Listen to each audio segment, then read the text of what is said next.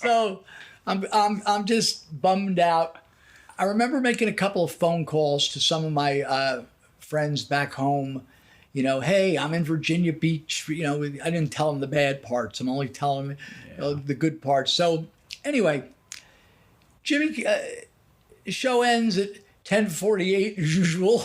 On the dot. On the dot. And I go down to the bar, and Jimmy gets back there around 11:30, and he goes, "Oh, you should have stayed, man. It was great." I go, "Yeah, I know. What I've seen it. I've seen this 5 times. I just wasn't in the right spirit." Anyway, we're having a few drinks, and there's fans in the bar, and we weren't even thinking of this, but this is where the band was staying.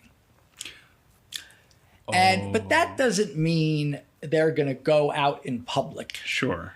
You know, they were as unpublic as you could get. Mm-hmm. But I might have went up. We might have. He and I might have went upstairs to do a couple more lines, and I think closing time in Virginia was a little bit late. It was like 3 a.m. So when we went back down to the bar, and now it's like, I don't know, past midnight. We go back in, and I see Martin Barr standing sort of by himself, David Pegg, the bass player, talking to a few people, and I don't know about the keyboard player or the drummer. I didn't notice them, but there was a half circle bar that I remember like it was yesterday, and sitting at the very end of the half circle, the one that would be away. Mm-hmm. In other words, if you walked in the door, you got a half circle when you first come in, and then the other side. Gotcha. At the far end, there's Ian and this guy Baz sitting next to him, and I went up to Martin Barr. And I didn't say, "Oh, remember I met you in Nassau and you saw," you know. And I said to him, and I knew better. I said, "Hey, if you want to party, we have." So he goes, "Oh, no, mate." He goes, "I just have a little wine." He goes, "No drugs for me." He goes, "But thank you." I'm like, "Oh, okay." So at that point, I had to go over to Ian Anderson. Oh, how can you not?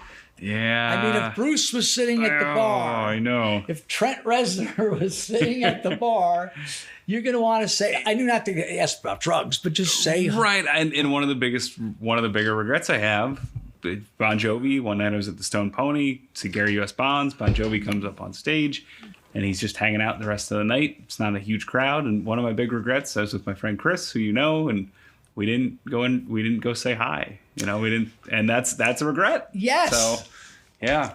So there's Ian. He's smoking a pipe at the end of the bar, drinking whatever he's drinking. And I he's got his security guy / tour manager / security guy next to him. And I walk around, and the Baz guy knew me from the crew night and being on the plane. Yeah. But he was cool. Okay. He wasn't the Kenny Wiley guy. Right. And so he didn't say he didn't give me the high sign. He didn't yell kayfabe. No. So I remember tapping Ian on the shoulder. And I said, "I just want to tell you how much I enjoy your music, and it's meant so much to my life." And he was smoking the pipe.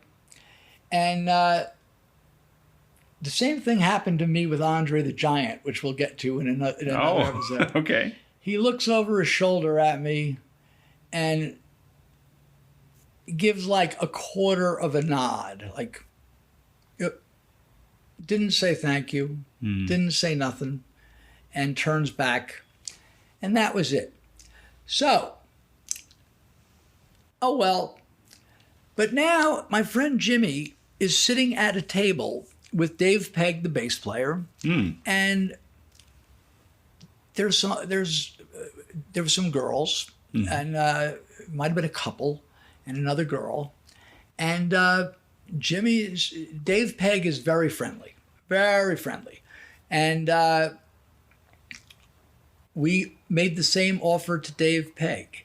Hey, listen, I don't know if you're interested, but if you want to do a line. And he's like, yeah. And here comes Dave Pegg up to our room. I think we brought one of these other random people. And there we have a live member of Jethro Tull. And Dave Pegg says, listen, I can only do a little bit. He goes, I got to work tomorrow. I don't want to, I don't want to miss the plane. Right. I've done this before. So we partied with him. He was very nice. I'm asking him these questions that he doesn't want to talk, that he's like, oh, what's your favorite song to play? And I know in his mind, he was saying, none of them. I'm sick of all of them, but he was polite and he answered.